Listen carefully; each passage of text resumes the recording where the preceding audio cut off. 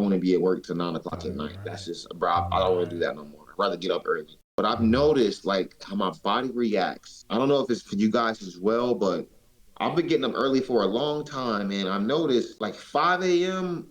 I'm kind of like not sharp. I'm just going through the motions. I feel like my body's on autopilot. I feel like my body comes to life personally. Like I'm alert. Like everything feels good around like 8 o'clock. I feel like at 8, 9 o'clock, my body's like prime time. But when I'm up early from like 5 to 7, I feel like that's just pure willpower. But one thing I've noticed, when you over rely on willpower, you burn out when you need it the most. Gotcha. So that's, for example, that's when people get home from work. Let's say a person works a 9 to 5, right? And they have to give so much of willpower. Like they know they hate doing these reports. They tired of looking at the screen, but they got to do it because they got bills to pay, right? Yeah. So, but they hate it. They literally hate their job. They hate who they work with. They despise it, right? So when they get home and it's time to work on their personal goals, they're so burnt out mentally that the willpower is ceased to exist because they can't use it no more because they used it all up. Right. Yeah. You know, so I noticed for me personally, maybe you guys can start, making note of your personal selves. Nothing wrong with it. Because everybody operates on different times, work schedules and things of that nature. Right. But I noticed when I over relied on willpower too early in the day, it burns me at night. No, you're right. You're right. Because sometimes when sometimes I wake up really early and I am exhausted around 5 o'clock, which is why you've been seeing me come. I used to go to the gym around 5 a.m., but again, burnt myself out, wasn't really getting any sleep. So I pushed it to 8 o'clock. Yeah. And usually when I'm trying to relax at the end of the day with my brother, I start falling asleep. Bruh. Because I'm moving all day, every day, and then I get exhausted. Once he has that moment to just sit down, it all just it's gone. Boom. So I can't sit because if I sit, I'm knocked You're out. toasted. You're toasted. I can relate so much. That's why I try to just get busy. Because I know the minute I sit down, it's lights out. Especially like in this low state I'm in right now. Yeah. Shoot, yeah. I lay down for 5 minutes. It's like shit. Let me put an alarm just in case. Yeah, exactly. Just in case. So I get it, man. I get it. Not wanting to like using that willpower to get yourself through the day, but then at the end of the day you do exhaust yourself. So it gets really tiring. Like there's some days I get up and I'm like, man, I don't want to go to the gym today. And then there's some days that I'll sleep past the alarm or keep shutting it off because I don't want to get up and go, especially if I know I got work after that. But I get what you're saying, man. But one thing I did notice though is having systems and processes. That's what really makes it easier to stick to whatever you're doing is by having tested, refined, even failed processes. Because then hey, I don't even have to think. All I got to do is just follow this protocol right here, and I'm going to get whatever result I'm looking for. No, I feel it. Yeah, but, the things we live and we learn with, Right. Just organize a structure that works for you and your brain, according to, how your rhythm is throughout the day. Oh, yeah, for sure. I agree with that. But, like, my question is, like, would diet play into that as well, especially, like, trying to get that extra energy out? You know what Absolutely. I'm saying? So this is how it works, at least from what I've researched and experienced with my clients and myself. So the biggest thing that really messes us up is our blood sugar. And what I mean by that is, and I've learned this the most through competition prep, is the blood sugar. So for example, when we wake up in the morning, we've been rigged, the game been rigged since we was kids. You what? And let me elaborate, bros. Yeah. When we wake up in the morning, right, we're not supposed to be taking in carbs. Carbs are essentially your gas, right? Your fuel. So that's why when you go keto, you're like, or low carb, you're like, shit. You're like, buddy, right? It's like, you be happy as hell. You be happy as hell. You're like, oh, you just had some carbs, huh? You had some bread or something. But in order to lose like body fat, carbs have to be very, very strategically used. You don't need too much, right? But since we were kids, we've been given sugary food. Cereal, pancakes, all this crap. Especially you waking up, Pop-Tarts, Pop-Tarts, all that stuff. You waking up in the morning, you got a sugar spike. So you full of pump the energy, but then it's middle of the day, it spike you up again. More crap, mozzarella sticks, all this stuff that they've been. Starbucks. They never thought they to give us like some chick. Starbucks, your blood sugar is just high the whole time. And you taking in energy drinks, all this stuff. So your blood sugar never comes down, but when it crashes, it crashes. But then you get home, the cycle continues. Now you might have pasta. Have more carbs, And so when do you ever truly digest?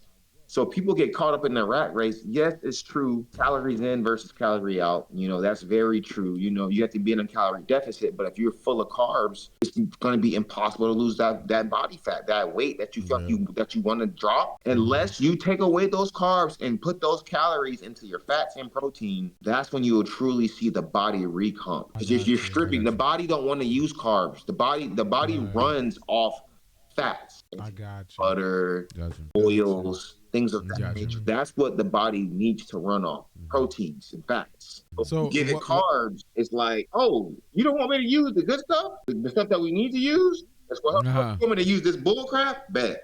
We're gonna save all these carbs and store them so you never even get to the visceral fat. You never even get all these layers that you're gonna burn through. That ain't really worth nothing, but it's so many layers, and it'll make it so hard because it'll make all the food taste so good.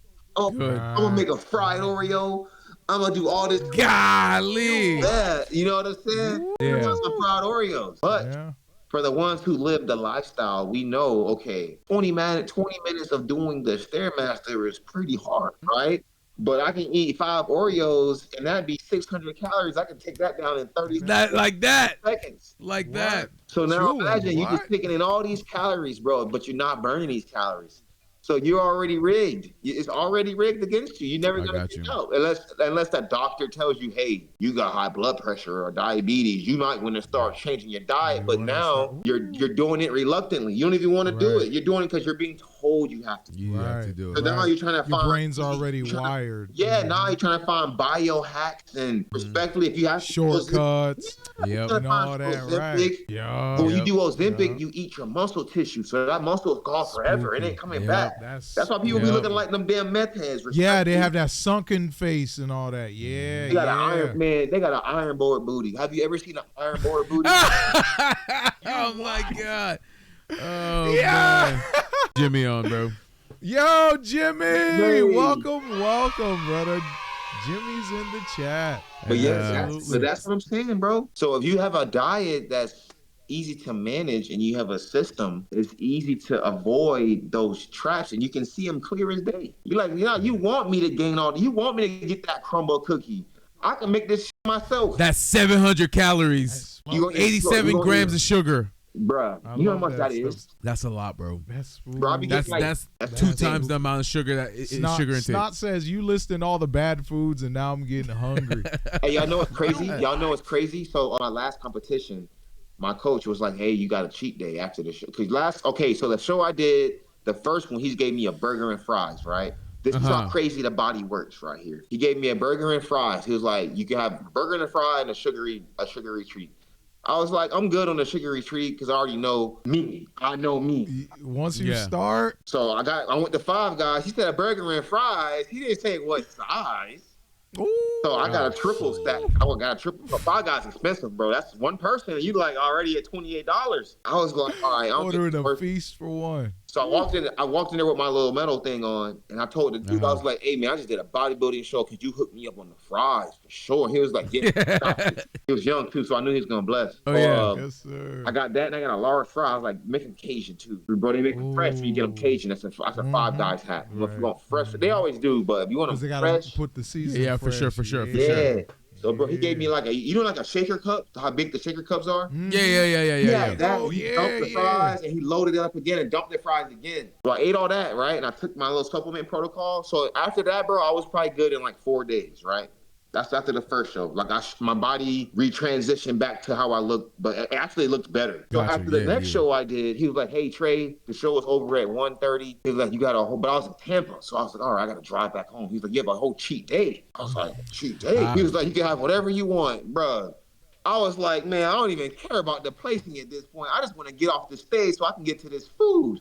They called placing out. They was like, Trey, 4th place. I got 4th. I was like, 4th? I was like, what?